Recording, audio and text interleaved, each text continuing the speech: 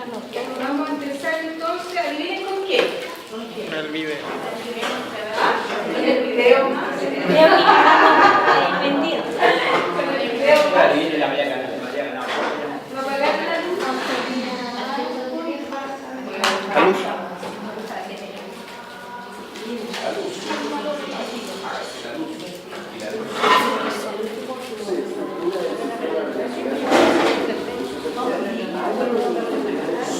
Abusivo, el cual consta de 3 actores relevantes: abusador, Suele ser un adulto que en lugar de utilizar su poder para cuidar y proteger, distorsiona sus funciones y se aprovecha de su condición para utilizar a los otros a su propio beneficio. víctima, Quien se encuentra en una posición de dependencia física y afectiva es también quien sufre el proceso de cosificación por parte del abusador. Es visibilizado dentro de este sistema relacional como un objeto dispuesto para satisfacer las necesidades del abusador. terceros, Quien se presenta como familiares y miembros del entorno social. El contexto abusivo quiere decir que están dadas sus posibilidades en esa familia, en ese establecimiento, en esa oficina, en la comunidad parroquial, para que se puedan producir situaciones abusivas, no necesariamente sexuales. Debemos comprender que las situaciones abusivas en general se dan en diferentes tipos: abuso económico, de poder, físico, hostigamiento, bullying y abuso sexual. Por lo tanto, para abordar correctamente el tema, hay que hablar del abusador en la misma medida que del contexto abusivo en donde se encuentran los terceros como participantes. es posible distinguir en la dinámica abusiva de fases: fase de seducción, El abusador manipula la dependencia y la confianza de un niño o niña al proporcionarle cariño, atención, halagos o privilegios. Lo hace sentir especial y prepara el lugar y el momento del abuso. Es en esta etapa donde se necesita la participación del niño o adolescente por medio de regalos o juegos. fase de interacción sexual abusiva, Es el proceso gradual y progresivo que puede incluir comportamientos exhibicionistas, voyerismo, caricias con intenciones eróticas, masturbación hasta penetración. En este momento ya se puede hablar de abusos sexuales. La sexualización de los lazos afectivos genera una ruptura de contexto que confunde y paraliza a la víctima. Todo lo anterior se enmarca dentro de la ley del silencio. El abusador impone el silencio en un honor, a quien no le da más remedio que adaptarse. El abusador utiliza una serie de maniobras coercitivas para asegurar el silencio del niño, niña o adolescente. Algunas de estas son normalización del abuso, inducción de complicidad, instalación de un discurso obligatorio, culpabilización y amenazas.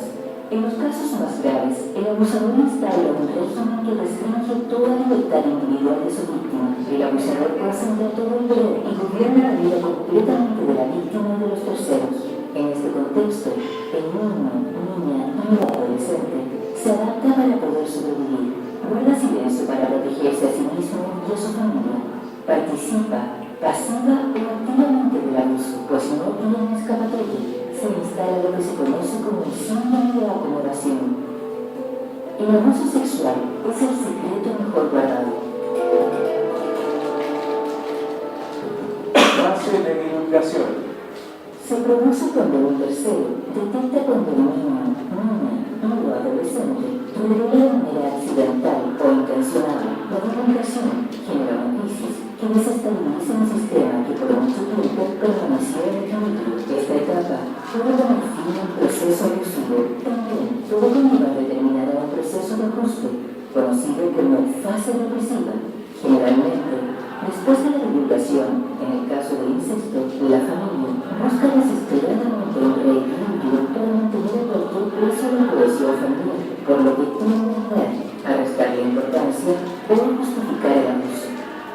Todas las amenazas y fantasías catastróficas se cumplen. El entorno no tolera la noticia y ejerce presión para que todo vuelva al equilibrio.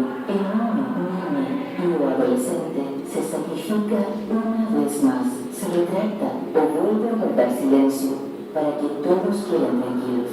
A la vez, queda solo con su tragedia y queda expuesto a nuevos abusos.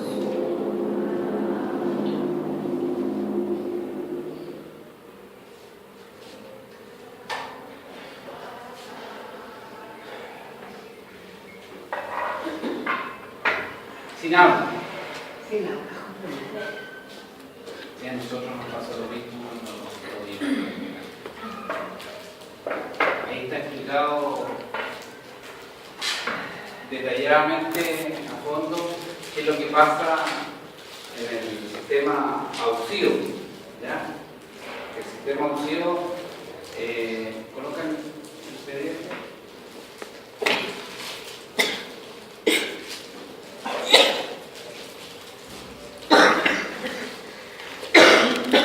Sistema relacional del abuso sexual. ¿Ya? Este es el sistema abusivo. El triángulo. El abusador, la víctima y tercero. Ahí lo explicaron en grandes palabras, ahí está en letra. El abusador suele ser un adulto que en lugar de utilizar su poder para cuidar y proteger, distorsiona sus funciones y se aprovecha de su condición para utilizar a los otros a su propio beneficio. En el fondo manipula también al niño, al joven, al adolescente, que pasa a ser un objeto, una cosa para él. ¿Ya? Ni siquiera pasa a ser una persona. Y la víctima está en posición de dependencia física y afectiva, cosificación. ¿Te fijas? Hay una cosa.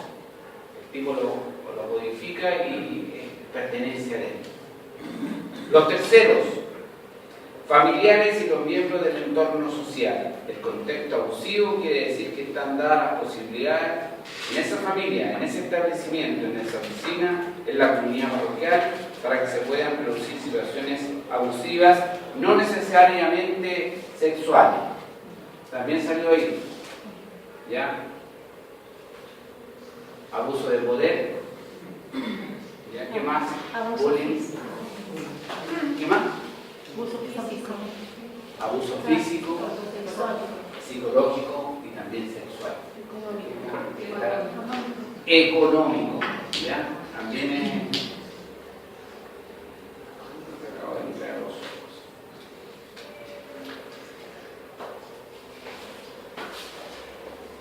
¿Dónde nos situamos nosotros en este sistema abusivo? Terceros. También puede ser abusador en algún momento. No sé si aquí avalado un abusador. No, Abusadora. hablando de... Ah, sí, porque el abusador de poder no económico, claro. Claro, ¿Ya? Pero tercero. en la realidad, hoy día lo que estamos analizando es el abuso sexual y los terceros, ¿ya? Porque tienen gran importancia, ¿ya? Porque hay una fase del proceso abusivo, que situaciones abusivas en general, abuso económico, abuso de poder, abuso físico, hostigamiento, bullying, abuso sexual. Por lo tanto, para abordar correctamente el tema, hay que hablar del abusador en la misma medida que en el contexto abusivo. Avanza. Vamos a mostrar el sistema. Pero antes de avanzar, le quiero aclarar a usted que en el triángulo siempre arriba siempre se va a localizar el abusador, la víctima y los terceros. Y en este caso siempre, generalmente nosotros vamos a ser los terceros, ¿ya? Que están alrededor del niño.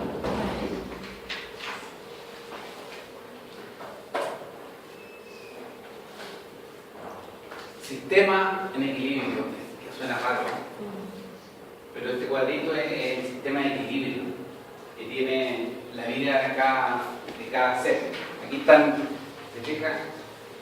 Donde el proceso abusivo empieza por seducción.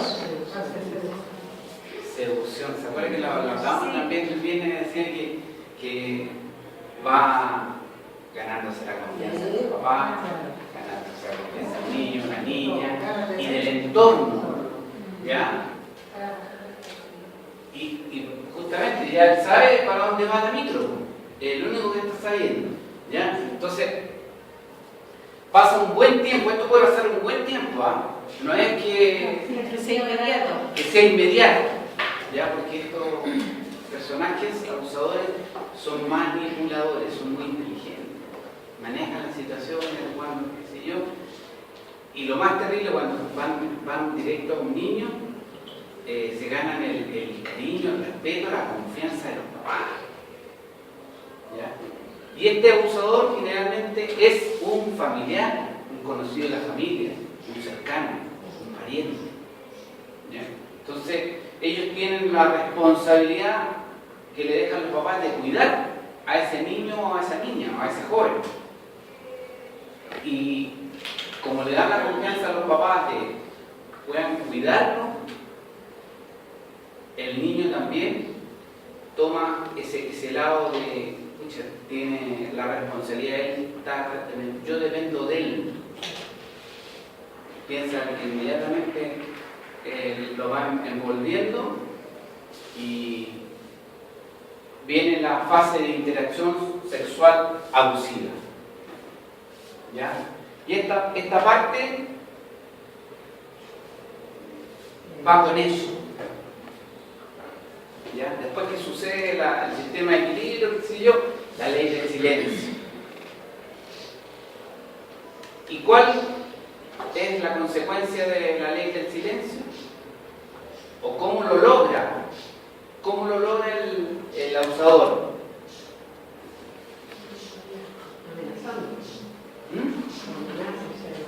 Amenazas. El sistema de equilibrio puede tener.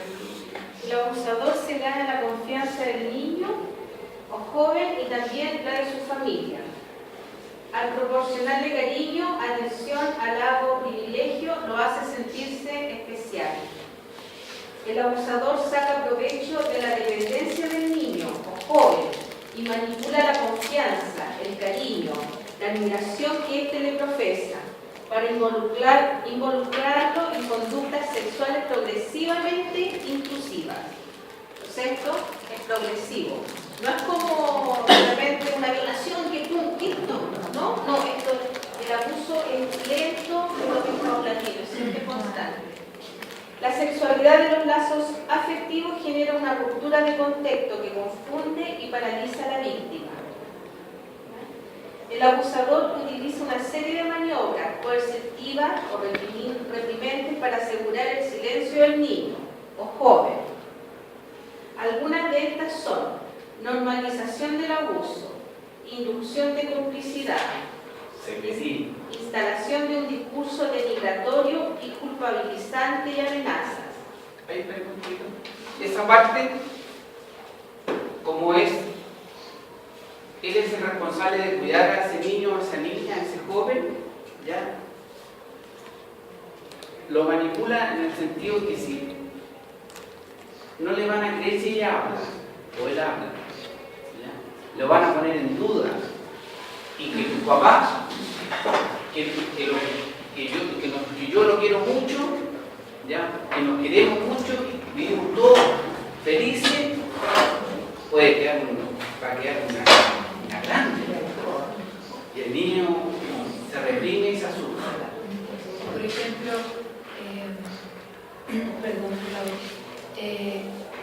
en el caso, por ejemplo, de Caradima, él decía que prácticamente era culpa de las personas a las cuales él estaba abusando porque lo tentaban de alguna manera. Sí. A él lo tentaban y hacía que ellos se sintieran culpa, primero por tentar, por sentir prácticamente que tenían el diablo adentro.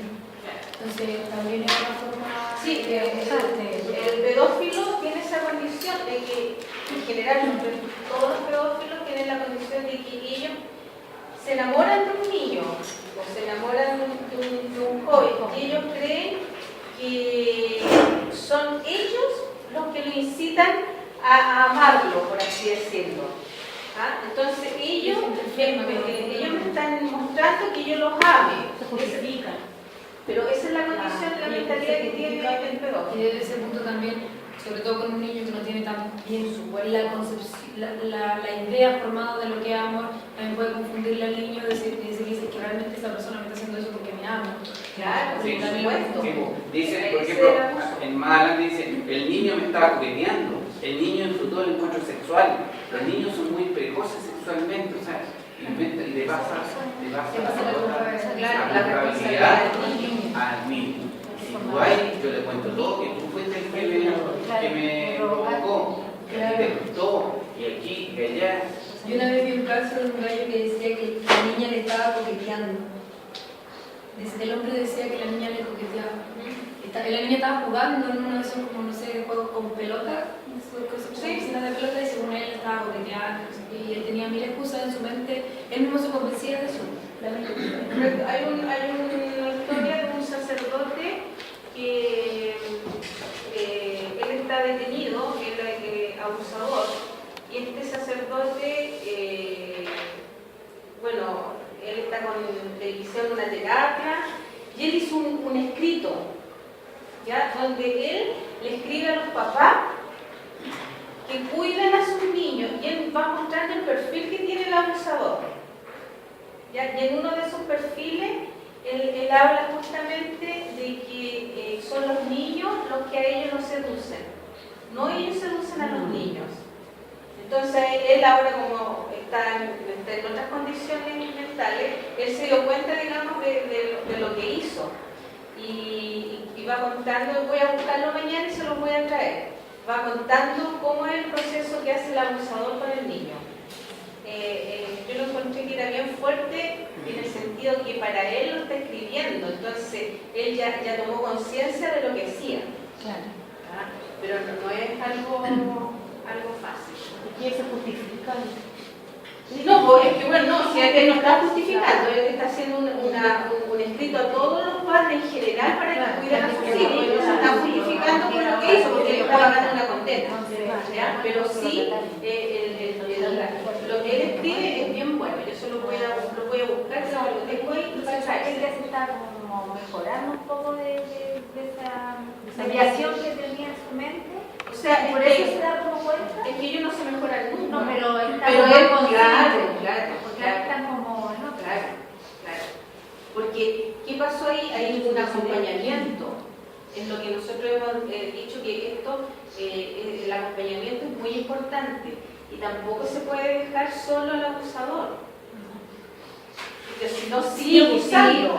Entonces, ¿qué es mejor? Tenerlo Sencillamente a la vista, claro, tenerlo a la vista, porque si no, ese abusador, si yo traslado, como hablan muchas veces los sacerdotes, que se traslada, pero ese traslado que va a seguir haciendo malo, entonces no, ahora se... Para que le pase, para que use un toque, que lleve pareja.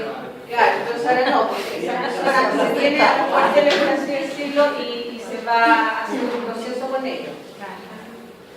Aquí vemos, hay una parte que nosotros tenemos que estar atentos, muy bien, ¿ya? Siempre con las antenas paraditas, con las luces bien encendidas. Cuando se produce cuando un tercero está atento o detecta que el niño y la niña o joven revela de manera accidentada o intencionada. Cuando nos damos cuenta, un tercero, cualquiera de nosotros, se puede dar cuenta de la situación que está siendo abusado. ¿Ya? La divulgación genera una crisis que desestabiliza un sistema que por mucho tiempo permaneció en equilibrio. ¿Te fijas?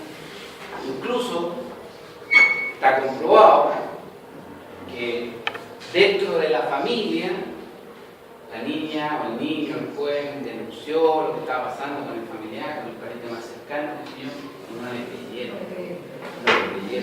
¿Qué intención de ella? ¿Cómo se te ocurre? Si tu tío te quiere tanto, es de tu misma sangre, que no, está inventando, no sé yo. Y la niña se va reinventando su mente, su trabajo, ¿ya? Y ella participa en el sistema de equilibrio. Es que es tan magnífico el trabajo que hacen los abusadores, de que trabajan a nivel familiar y a nivel de la víctima. Trabajan en los terceros y en la Como víctima. vieron en el video, la niña al final le contó a la mamá y la mamá no le creyó y al final asumió que la vida estaba así y no podía romper el equilibrio porque el matrimonio se iba a disolver, la familia se iba a la paila y por culpa y la sienten tan culpable que guarda.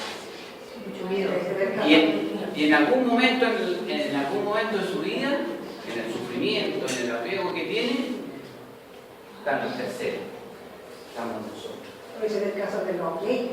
Los niños que son aprovechados por los fulanos, había psiquiatras así. Sí. Generalmente esos casos salen cuando ya son adultos. Sí. Pero siempre todo caso de abuso siempre tiene consecuencias, tiene cosas que un cambio en la personalidad. Entonces ahí donde nosotros tenemos que los ambientes en nuestra familia, en nuestras comunidades, claro, cuando un niño, bueno, un adulto o un niño también tengan ciertas condiciones, el niño sobre todo no le gusta jugar mucho, cuando lo tocan se aleja, se asusta, ¿ya? Algo pasa ahí, ¿ya? Dice, todas las amenazas y fantasías catastróficas se cumplen. El entorno no tolera la ambición y ejerce presión para que todo vuelva al equilibrio. Aquí, en esta fase de divulgación, hay que tener mucho cuidado.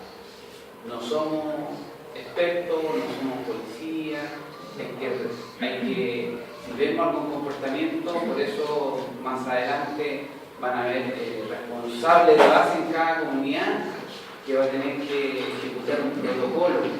Ya ellos van a estar más preparados que nosotros estamos entregando este módulo básico.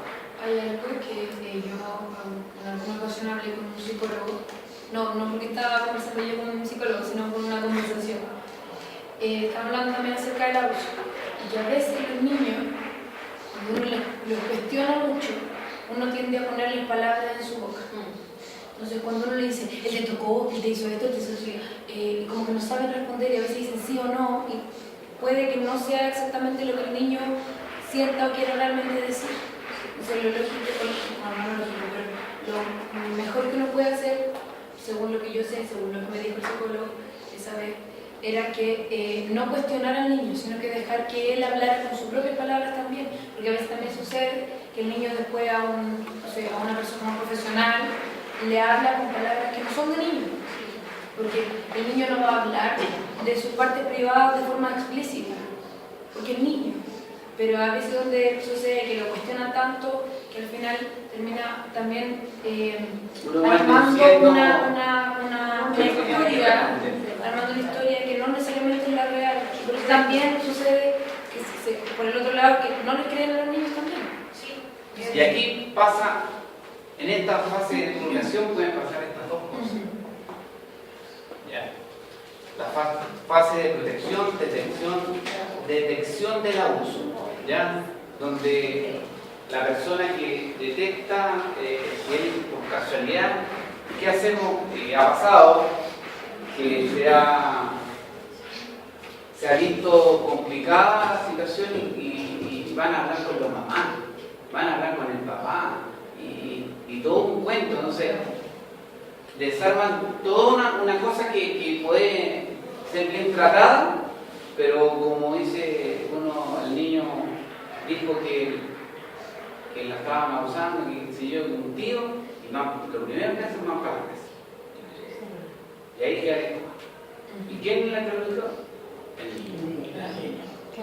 Y hay otra cosa importante que también mencionaron este profesional, que decía que la reacción que los padres o las personas que están a cargo con el niño cuando se enteran de un abuso generalmente es muy exaltada y el niño no se siente protegido. El niño no se siente que sigue estando solo y que al final todo eso, ese revuelo que se hace, al final por lo mismo sigue sintiendo solo y sigue sintiendo que es más culpa de él. Más adelante en la semana también vamos a ver esa parte de cuáles son las cosas básicas para poder atender, ¿ya? Acoger. Lo primero, acoger. No sentirse tampoco profesional que si uno tiene que escuchar, nada más, no interrogar. Y ojalá uno anote lo que vaya diciendo el niño, la niña, el joven, que se vaya anotando sin preguntar nada, solamente sintiendo y tampoco sintiéndose emociones, porque imagino yo que escuchar un relato de una víctima debe ser fuerte para uno. Ellos no tienen que contener. Yo no sé, no tiene un estilo por esa situación. Claro, uno no puede caer en esa de sentirse afectado porque va a desarrollar toda una cosa que, como decía ella, que el niño no está preparado, va a dar una respuesta que no imaginaba solamente escuchar. ¿Ya? Por eso, la fase de divulgación, nosotros pensamos que es como el corazón de todo esto, porque es cuando el niño lo dice, ¿ya?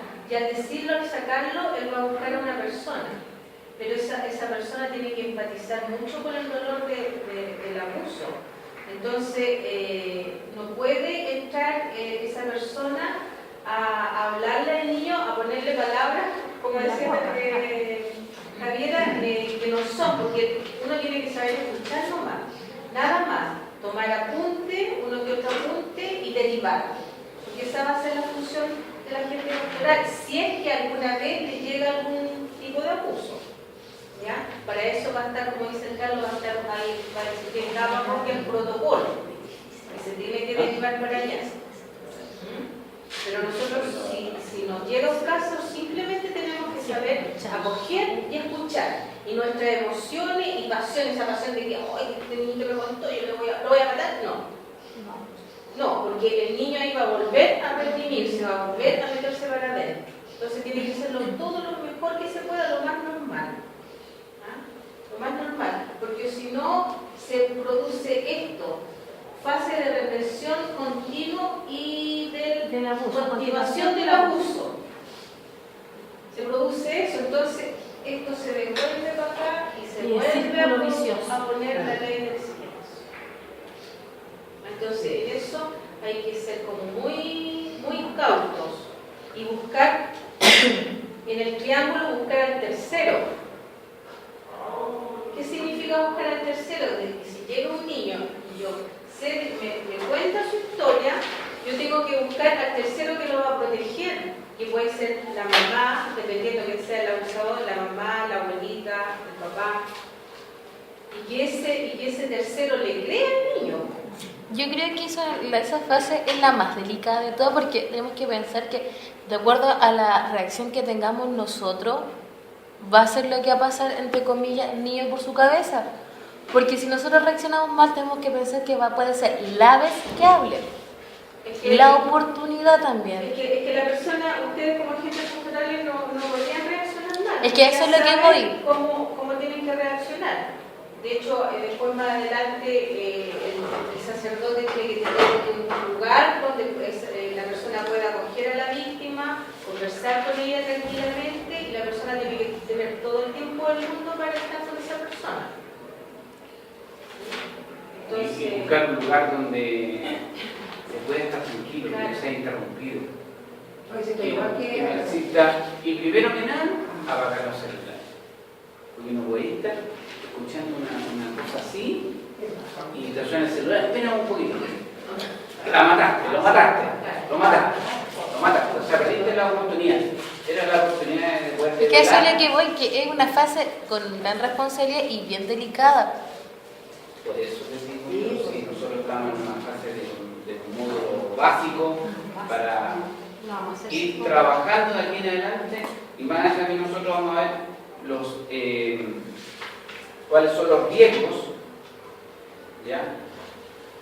Los factores de riesgo y los factores de protección que vamos a encontrar en nuestra comunidad, que tenemos que estar siempre atentos a lo que está pasando en el entorno de nuestra comunidad, porque a lo mejor nosotros hoy día en nuestra catequesis, en nuestra ayuda fraterna, vamos a hacer nuestra labor y no pasa nada porque estamos bien, pero el entorno está siempre con riesgo, siempre hay factores de riesgo en el entorno de las comunidades, ¿ya? Los baños, si de repente ver los baños que no están funcionando las luces, o en el pasillo, hay un pasillo que está oscuro. Cuando los baños están lejos hay que acompañar a los niños al baño. No hay que dejarlo solo. Cuando están abiertas las parroquias, muy bien, porque hay parroquias en las cuales los baños no prestan para la gente de la feria, y que pasan entre el baño. Entonces, esas situaciones son las que hay que... En Santa María hay un baño que no lo usan porque justamente está en un lugar donde no es fácil accederlo y creo que lo tienen y eso no lo usan, por lo mismo. ¿Se fijan? Entonces tienen a todo a la vista los baños, ahí en el patio central. Y las salas también, por ejemplo, si las salas no se están ocupando, hay que tenerlas con llave. ¿Ya? Porque en otras comunidades han pasado cosas con las salas abiertas. ¿Ya? Entonces nosotros sabemos de cosas que han pasado en nuestras comunidades. Dejan la puerta sin llave. Claro, entonces llega, entra y hace lo que quieran, pero la gente quiere. Claro, una vez. Ahí estaban haciendo sacrificios y se quejaban de un para el mundo. Y aquí en la sala. Oye, sí. ¿Y cuál es el trabajo de nosotros en esta parte? ¿Ya? Así rapidito, a ver, escuchar la divulgación, nosotros cómo lo podemos estar atentos. Bueno, ya lo mencionamos, como ser acogedor, escuchar con atención. Pero vamos allá. Y hay cosas que el primer día se lo dijimos. Que somos muy funcionarios. Hoy día vamos a trabajar a la iglesia. Nos vamos a servir. No nos conocemos. Yo llego, hago mi catequesis, termino, me voy, no sé qué está pasando al lado, no sé qué pasó para allá. ¿Quién está al lado? ¿Quién es la gente que está al lado con los jóvenes? No conozco a la señora de ayuda fraterna. A los ministros de comunión no los conozco. ¿Y cuántos años llevo catequista? 20. ¿Qué pasa? Y eso está pasando. Y pasa. ¿Cierto? Eso. Entonces, nosotros tenemos que volver al Evangelio. Vivir nuestra comunidad como discípulos misioneros. El Señor en el Evangelio siempre nos está diciendo, Marcos 10, 41, 45. Cuando los otros 10 oyeron esto, se enojaron con Santiago y Juan. Jesús los llamó y les dijo, como ustedes saben, los que se consideraban jefes de la nación actúan como dictadores y los que ocupen cargos abusan de su autoridad, pero no será así entre ustedes. Por el contrario, el que quiera ser el más importante entre ustedes debe hacerse el servidor de todos, y el que quiera ser el primero será esclavo de todos. Sepan que el Hijo del Hombre no ha venido para ser servido, sino para servir y dar su vida como rescate por una muchedumbre. Palabra del Señor. ¿Se fijan?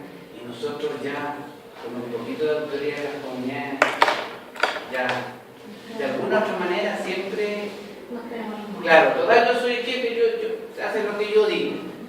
Yo corto el cheque. El poder de la luz.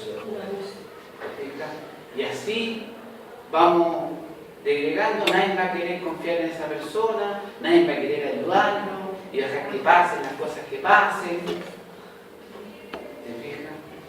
Los mismos los sacerdotes también, hay algunos que también son muy autoritarios. ¿Ya? Ellos cortan el cheque, ellos hacen todo. Son un poco acogedores, yo encuentro, también en general, con la asamblea.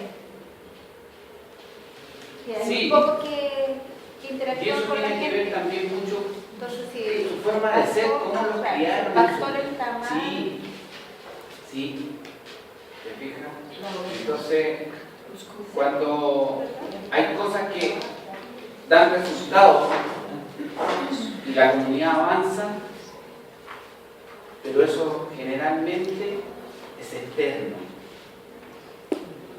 Si uno encarga hacia abajo, preguntándole a la comunidad, siempre hay disconformidad con la autoridad, porque no es participativa, y eso mata a cualquier comunidad. avanza pero cogida, siempre cogida, siempre cogida. Claro, y cuesta tanto encontrar buenos elementos que sirvan al Señor dentro de las comunidades. Hoy día es atroz como que cuesta. Hoy en día más que nunca. Sí, ¿te fijas? Y los que se atreven, yo tuve la experiencia hace 2 años atrás, conocer a un señor que se hizo cargo de coordinador de una comunidad, una capilla. Y lo nombraron ahí porque era amigo del curita, amigo del diácono, pero él dijo, yo no tengo idea de esto. Pero le dije, no te preocupes, si tú Nosotros te ayudamos. Claro, nosotros te ayudamos, que si yo después se fue el curita, se fue el diácono y quedó solo. Y él no tenía idea cómo... Entonces, a esas personas, como uno dice vulgarmente, las queman. Porque esa persona lo dejan solo y después ellos no quieren saber nada más de la iglesia. Porque, claro, porque ellos no saben cómo es la dinámica y la gente... No, abandonado. Y además que era una persona mayor, Sí, jubilado, tenía tiempo, y sabes que lo quemaron, lo mataron. Él lo que sabía porque él había sido dirigente sindical, dirigente de comunidades, pero de iglesia. Entonces, claro, él pensaba que la iglesia sería más o menos igual que eso. Y no. Ya, es como también como los profesores. A los profesores, algunos creen que las comunidades es como ellos, es como una escuela, y tampoco es así. ¿Ya? Ellos tienen de repente muy el don de mando, y aquí se hace esto porque es así y así se hace. Porque yo mando, yo no he escuchado eso, yo mando, y después pregunto yo quién es, qué es lo que hacen, me dicen profesores. ¿Ya? Entonces, en eso también hay que tener mucho ojo, porque en las comunidades nosotros somos servidores en las comunidades. ¿Ya? Siempre tiene que haber alguien que mande en el sentido, alguien de arriba, y si esa persona, exacto, y depende de nosotros también en un momento de decirle, ¿sabe? Nosotros estamos aquí por un servicio y pastoral, ¿no es cierto? Y tú tienes que guiar a las personas, no las tienes que mandar.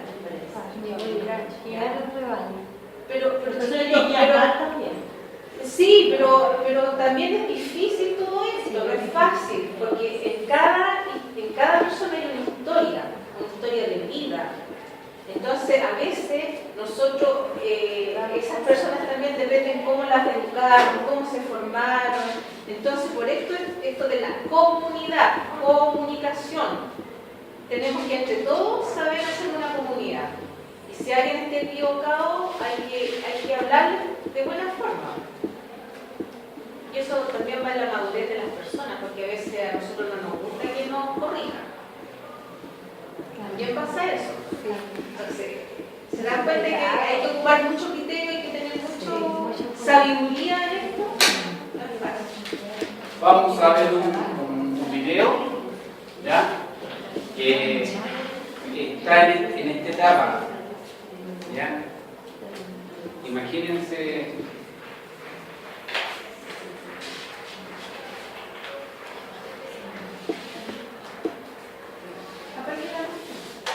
Who can tell me? Hands up. 9, 5, 8. Done? Do you know the answer?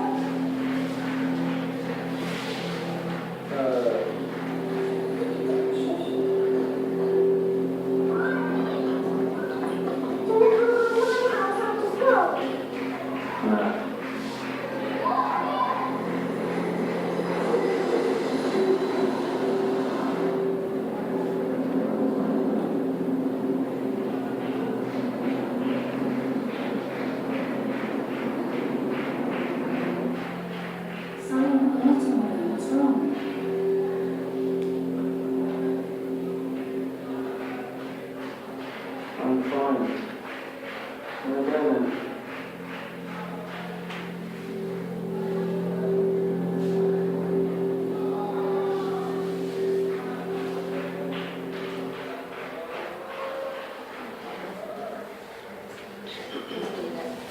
Eso es lo que pasa en la vida del niño. ¿Qué les parece? ¿Qué comentario? ¿Qué pueden sacar de ahí de ese pequeño, ese corto video? ¿Qué es lo que era? Las manipulan, las marionetas, ¿cierto? Claro. Sí, en el colegio preguntaban y los niños estaban maestros, no hablaban, pero sentía esa cosa que... La presencia, la presencia estaba ahí. Exactamente, de los mejores. Tan fuerte. Claro. Al final... No comparte, No podía hablar, no era hablar.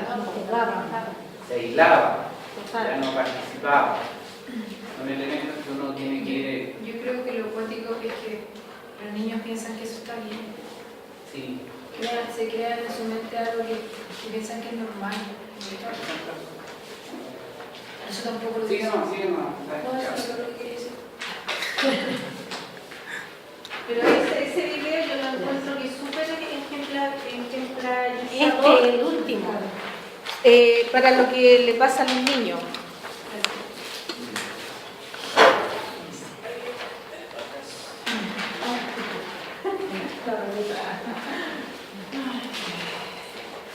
Impacto del abuso sexual en la vida. Culpa y estigmatización.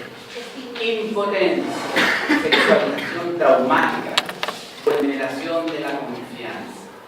Son impactos fuertes de la víctima, ¿ya? Del abuso sexual. Vamos.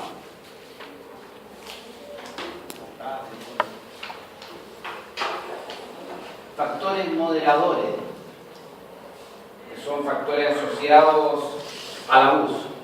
La severidad, la frecuencia, el grado de intrusión, estrategias de victimización y duración. Factores asociados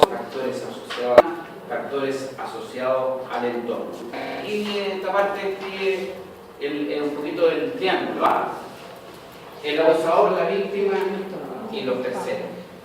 El factor asociado se refiere a lo que afecta directamente a la víctima, al abusador y el entorno. O sea, sí. Como ellos, o sea, ¿cómo decirlo? Lo que explica la reacción que pueden tener cada uno de ellos dentro de este triángulo. Sí, de este sistema abusivo. ¿Son iguales todos los abusadores de menores? No. Según Rossetti, tenemos pedofilia, efofilia. Esto no lo voy a encontrar. Efofilia. Y la verdad que lo traté de encontrar en internet y no hubo caso. Yo creo que debe haber un error. No, la efofilia es el deseo que tienen los abusadores con los adolescentes. Pero aquí, en la legislación, en la ley, hay un vacío. Entonces, porque lo toman desde los 18 hacia arriba, de los 18 hacia abajo, podría ser un efebofilia, que le gustan los adolescentes. ¿Y cuál sería el vacío? Pero no es pedofilia. No, la pedofilia está pero no, es que hasta la edad no sale. Yo eso lo busqué y no sale. Pero de los 13, 14 años. De los 14 años, por ahí hay un... Parece que es de los 14. Sí. Claro, y ahí atrás. De todas maneras, lo vamos a ver para mañana, lo vamos a dejar.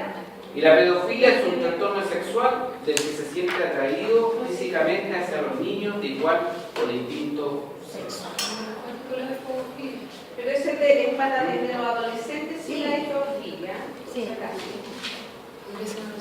Después tenemos sexualmente compulsivo,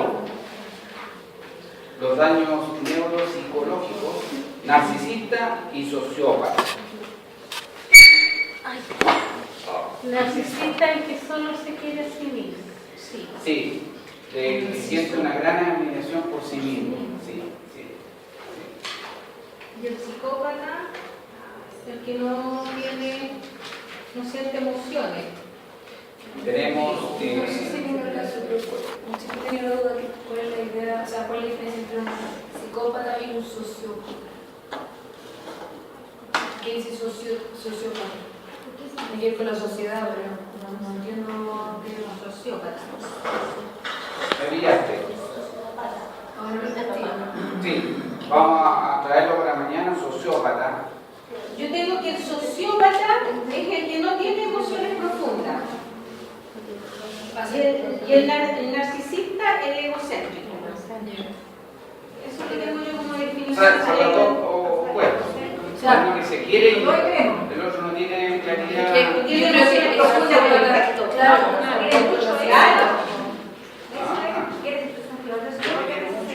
No significa que odie a la sociedad.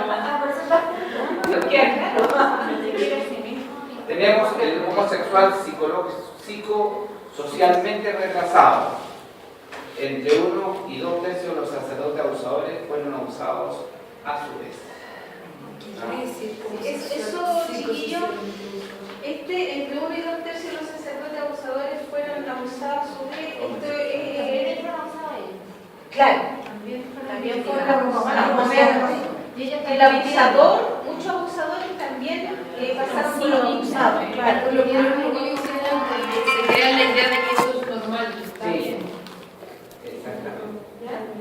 Eso también era así. Un perfil común de algunos abusadores. Sáltese eso ahí. ¿Ya? No sé, esos son también tips que uno tiene que estar observando de repente, que se tope con esas cosas así que de la vida no se relacionan con sus pares. ¿Ya? Un adulto que, claro, un joven, un adulto que siempre está rodeado de niños. Qué raro. ¿Ya? Y luego, oye, vamos para acá, vamos. No, no entra con los jóvenes, con los adultos. Claro, ya, pero siempre está con niños, claro. Un hombre aislado emocionalmente, ya, un hombre que siempre no tiene pareja, que no cree en el amor, que vive solo, que nadie lo... Tenue identidad masculina, incómodo con la sexualidad. Cuando empiezan a hablar de sexo, generalmente cuando son jóvenes, nosotros cuando somos jóvenes, de repente los hombres sobre todo, dicen que hay chocolate de repente y hay gente que se molesta. Y yo me acuerdo de un caso, de una vez que estábamos juntos con un amigo, ahora miren, me acordé de decir, entonces nos vestíamos en una sala los hombres y al otro lado las mujeres.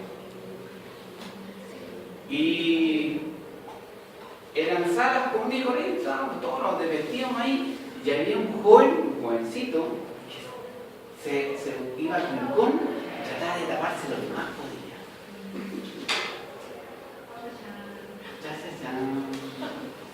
Mira lo que mandaba así, mi hermano siempre debe recordar muy bien. Y ahora es la noticia Busby. Esa era una persona que era incómoda con la sexualidad. Falta de empatía, mal manejo de las emociones, falta de introspección, negación, no asertivo, inmaduro psicosexualmente, abuso del alcohol, es el rey de los niños, un flautista de Hamilton, el rey de los niños, que le gusta andar jugando rodeado de niños. Michael Jackson. Sí, porque él tenía una palabra de niño. Él tenía un trauma con sus padres. No, ahí tenemos un caso. Pero Ahí tenemos un caso, pero ahí tenemos un caso emblemático, si claro, a toda prueba. por la vida que él tuvo. Él fue reprimido.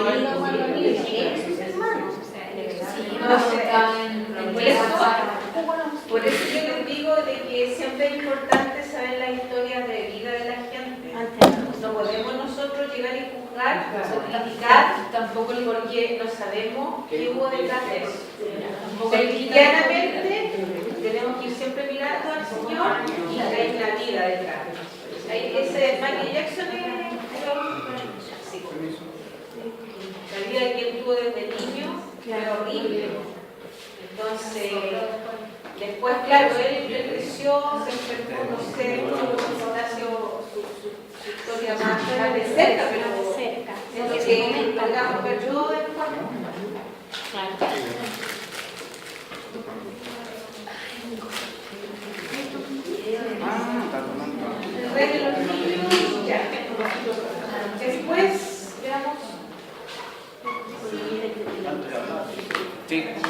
Razones más comunes por las cuales los adultos abusan sexualmente de menores.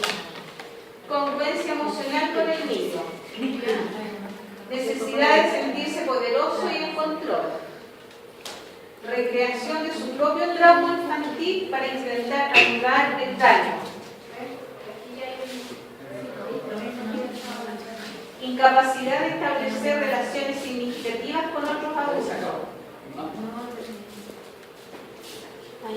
Hay menores disponibles. Desinhibición del tabú social contra el abuso de niños, por ejemplo, debido al alcohol, daño cerebral. Pero esto ya lo ven los especialistas, porque esto en realidad nosotros... Pero de información básica. Esto es importante. Esas recreaciones. Esta también necesidad de sentirse poderoso y en control. Y esto chiquillos, no es solamente de la abusadora. Tenemos los otros tipos de abusadores, los alcohólicos, por ejemplo, que también es un tipo de abuso que hacen a la familia algunos. Los hombres que maltratan a las mujeres, a los hijos, también es un tipo de abuso. La gente violenta tiende a hacer eso. Y ahí también se forma un triángulo, cuando los hombres le pegan a las mujeres, o las mujeres también a los hombres, porque ahora también se hace. Sí, ahora se defienden. Son muy malas las mujeres ahora. Sí, y hay mucho como mala y mucho. Eso da lo mismo. Aprendemos. Nos maltratan. Es normal. Sí. Pero mala escuela. No importa. Mala escuela.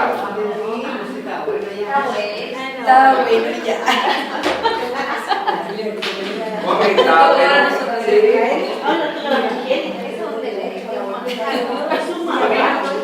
A mí me maltrataron en una fiesta de la comunidad. En serio, estábamos en la capilla, en la comunidad, que nosotros salimos y dan una comida de unos abuelitos, que la comunidad había preparado, una víspera de Navidad. Y llegó una cantante mexicana,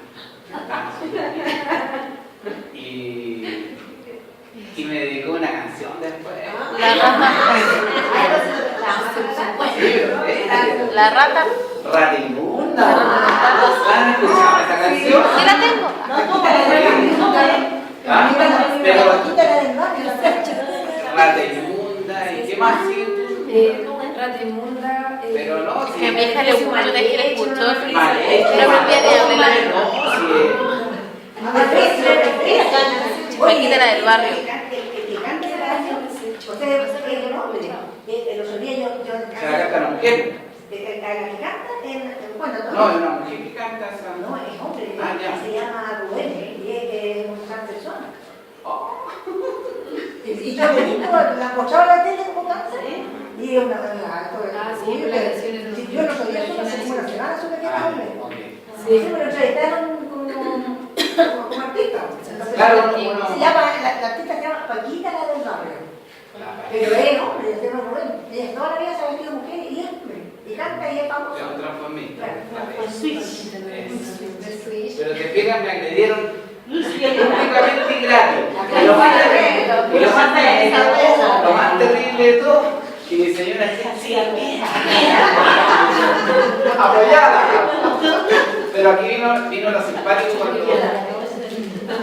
llegó la hora de la misa y yo entré a la sacristía y después salí revestido. Y cuando me ve que era diácono, se quería morir. La volvió a cantar.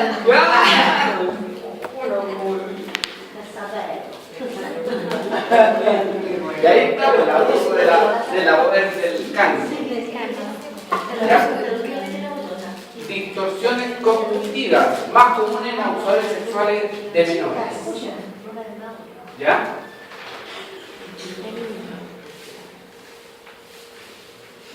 Tenemos que el niño, como lo vemos, el niño está coqueteando. ¿Ya? El niño disfrutó el encuentro sexual. Los niños son muy precoces. Yo una vez escuché a una mamá que le dijo que si a ti te gustó para la niña, que tal vez lo usa. Sí. Yo sé que es así. Sí. El tema que no era el abusador, era el tercero que le estaba diciendo a la niña que lo había disfrutado. Agarrarle. Los niños necesitan una figura paterna. Yo solo estaba cuidando al niño. No era sexo, era educación. No era sexo, solo estábamos jugando a la lucha libre. Tocar no es sexo. ¿Ya? Esas costumbres que tienen de repente los jóvenes, andar pegándose, andar tocándose, cosas raras que uno ve todavía. Ya hay que poner atención a todos esos juegos juego de manos, juego de villano, ¿ya? Y que los niños es una entretención para ellos de repente, ¿no? Por eso es importante, para que nosotros estemos alerta, enseñar los límites, ¿ya? A la joven, a la niña, al niño, de su cuerpo. Enseñarle cómo son las cosas en la realidad, no fantasía, no, o sea, al pan pan y el vino vino. Exactamente. ¿Ya? Y vamos a tener la seguridad de que estamos previniendo. Si eso es lo que nos convoca hoy un poquito también, a ser previsores, ¿ya? Más que detectar abuso, prevenir de aquí en adelante, compartir lo que la vida cristiana dentro de nuestra comunidad, ¿ya? Para que todos trabajemos igual, todos estemos pendientes de todos. Hace un tiempo atrás, en ese programa Última Mirada que daban, donde hacían como unos reportajes documentales, hablaron del tema del abuso menor y todo. Y hay un tipo que hablaba y decía de que no era culpa de él, sino en la manera en cómo estaban vistiendo a los niños, porque las vestían como adultos. Ah, pero eso lo han dicho muchos psicólogos, ¿no? Una, y lo otro de que había una niña que tenía como unos 2 años que decía que era culpa de ella, porque ella no tendría por qué haber ocupado short, no tenía por qué haber estado ocupando un peto. Y eso siempre me quedó dando vueltas. Y eso después lo volví a repetir, un psicópata que se le llama, que actúa acá por Vitacura, que él decía que ¿para qué la mujer ocupaba falda? ¿Por qué iba a alegar la mujer si para qué ocupaba falda y por qué mostraba las piernas? Que por qué ocupaba un escote pronunciado mostrando los pechos. Que la culpa era la mujer, no era de él. Sí, por eso te digo, ellos desvirtúan mucho la realidad a favor de ellos. De hecho, en otro, no me acuerdo si en Japón o en Brasil, hay unas panties con pelos que salieron ahora. Sí, Japón la tiene que traen ser. de que es para poder pelear contra el abuso. Son unas panties con muchos pelos así, peludas. Y salen. La otra vez lo mostré y lo encontré súper entretenido. Y el chori, el caparazón para que no te miren. Sí. Que es para, como una manera de manifestarse para poder combatir el tema del abuso, sobre todo cuando son tocaciones en vías públicas, cosas así. Ahora, hay un punto que no hemos tocado que tú lo tocaste recién. También existe el abuso de las tocaciones. O sea, No necesariamente llegar a concretar el coito, necesariamente. ya, y esos son niños más chiquitos todavía. O sea, el simple hecho de los niños que ahora toman, o los jóvenes que toman la locomoción, se da mucho. Oye, sí, el abusador que hemos estado viendo que ellos van manejando la situación, y es por eso que la iglesia se demoró mucho en actuar, poder tomar las medidas necesarias como las que se han tomado ahora. Porque los abusadores que eran sacerdotes, ¿con quién no abusaban? Con el curita veía al obispo, y el obispo lo entrevistaba y los manipulaba. Porque manipulan la realidad. Entonces, ¿qué pasaba? Seguía ya, qué sé yo, pero no peques más, te vamos a vigilar, qué sé yo. No le ponían atajo. Y hoy día, ¿qué hacen? O sea, el sacerdote nunca más a las comunidades, o sea, tampoco lo dejan libre, porque eso es el pensamiento que tiene la iglesia hoy día. Si hay cura que es pedófilo, no lo podemos dejar de echarlo de la iglesia. Preferir de tenerlo en la iglesia, en alguna parte ya encerrado y no trabajando en las comunidades. Claro, después de que habían pasado tantos años, la ley chilena no podía Después de 20 practicar años, el tema que se hubiera sacado de la sí. iglesia, tampoco lo habría quedado fundamental. El caso de Caradima. El caso de Caradima no pudo ser juzgado. Y Por los años que habían pasado del crimen. Y en la rabia y la indignación interna de nosotros que él debería haber pagado por la justicia. Como corresponde. Pero bueno, la justicia divina es la que lo va a juzgar. Y ahí existe un entorno empoderado también. En ese caso. Porque no hay uno solo, sino que un entorno también de gente poderosa. Claro, eso no sé, en algún momento mencionaron, creo que a veces el abusador no es necesariamente uno, sino que es un grupo. Podría ser. Y lo otro importante es de que Chile está tomando un modelo muy parecido al de Estados Unidos con respecto a esto. Porque Estados Unidos, después de Irlanda, Estados Unidos es el segundo país con mayor cantidad de usos, nosotros los chilenos somos el tercero. ¿Ya? Y en Estados Unidos todo esto ha resultado muy bueno, todo lo que han estado haciendo los obispos ha resultado bien.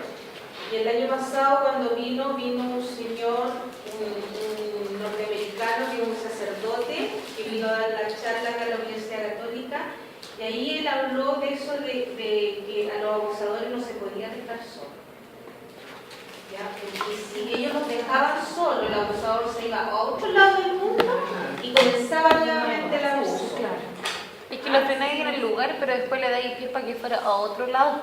Claro, entonces es importante mantenerlos vigilados, o sea, vigilados, le hablaba con tratamiento, ya está, siempre estando con el tratamiento, pero apartados de las comunidades, ¿ya? Porque las comunidades siempre van a haber niños, entonces no pueden trabajar con ellos. Pero el modelo lo están copiando. Y esto viene del Vaticano, porque la denuncia también, cuando se hace la denuncia, se va directo al Vaticano. Y el Vaticano responde en forma directa también. No se demora mucho tiempo, se demora, yo creo que en un mes. Una vez que hay un otro proceso hecho, responden y se acata la orden. No es como en el sistema penal, que hay mucho, ahora después les vamos a mostrar otro video, que hay muchos procesos que tiene que pasar el niño. El niño cuenta la historia de la casa, después el niño va al médico, después va al médico. Entonces también eso es malo para el niño, pero ya se llama victimización secundaria. Terrible. Terrible, se sale con un joven bancario que la niñita la llevan a declarar, la volvían a echar a declarar, otra la chica a declarar, entonces era más traumante para el niño, más traumante. Por eso hoy día el departamento del arzobispado tiene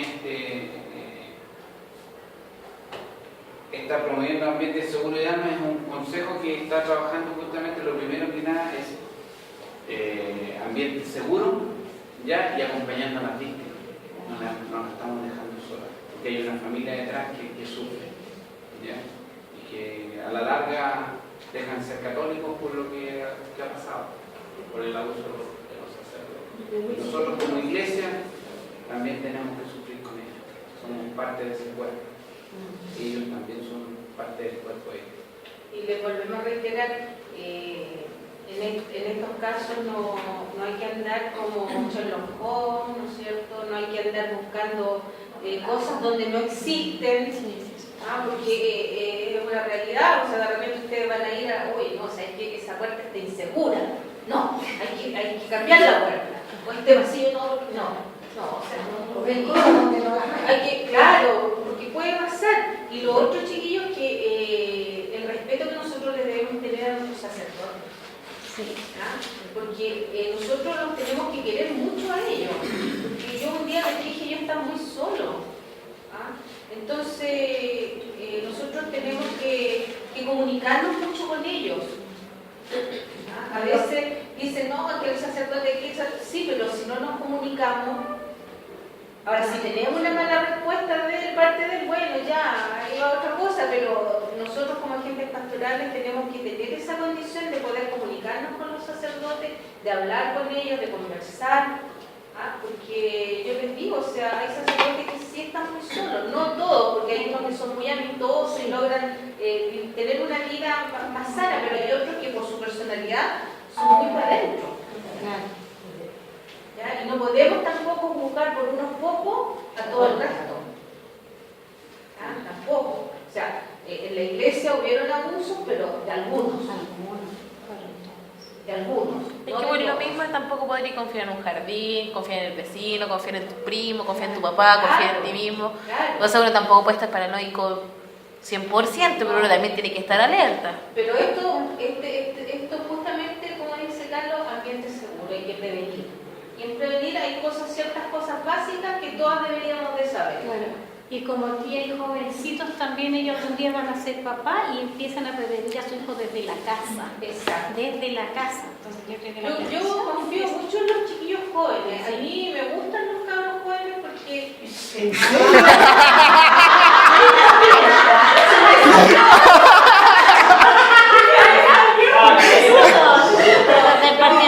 Como era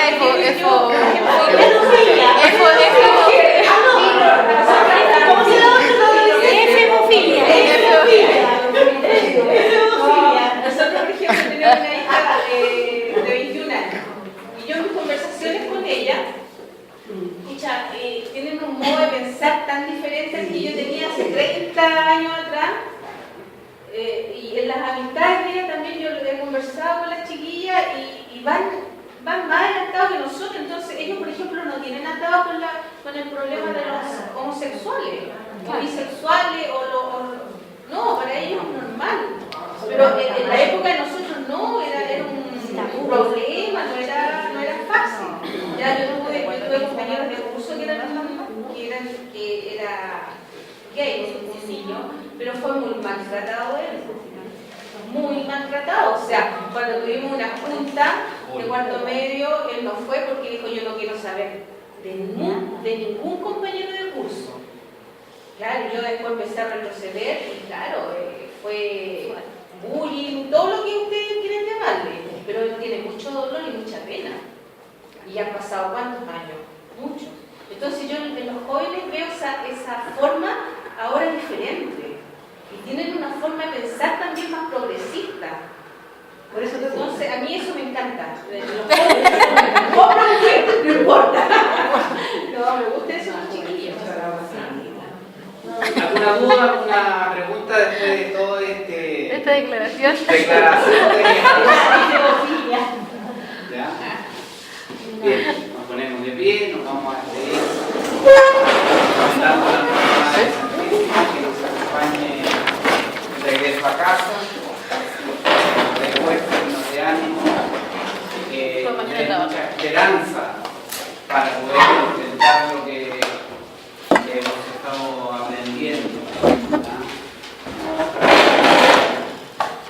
Seguir progresando en el amor de Cristo, en el amor de Dios, en el amor de los hermanos.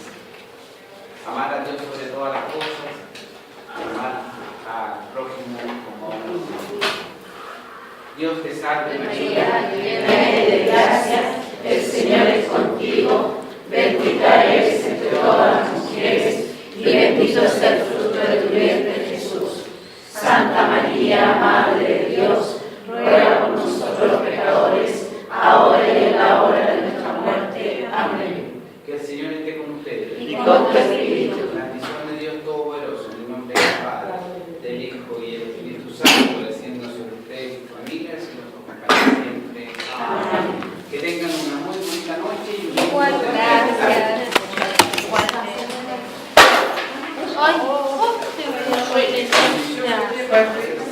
¿Dónde? Voy a demorar carga.